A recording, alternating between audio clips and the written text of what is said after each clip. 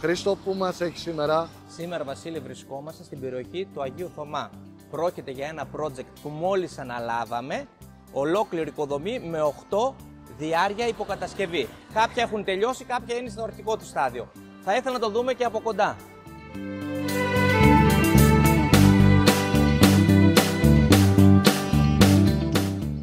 Τα συνεργεία δουλεύουν περαιτωδώς. Είμαστε στο χώρο του σαλονιού, 55 έως 65 τετραγωνικά το καθένα.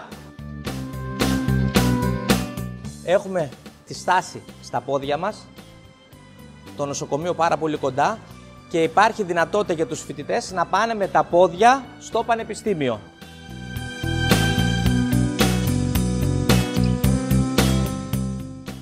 Δεν μιλάμε ούτε για ένα, ούτε για δύο, ούτε για τρία. Μιλάμε για 8 διάρκεια νεόδμητα που έχεις την ευκαιρία να μπεις πρώτος. Πρόκειται για μια κατασκευή παθητικού ακινήτου Α κλάση. Έχουμε θερμοπρόσωψη, θερμομόνωση και τα καλύτερα υλικά κατασκευής.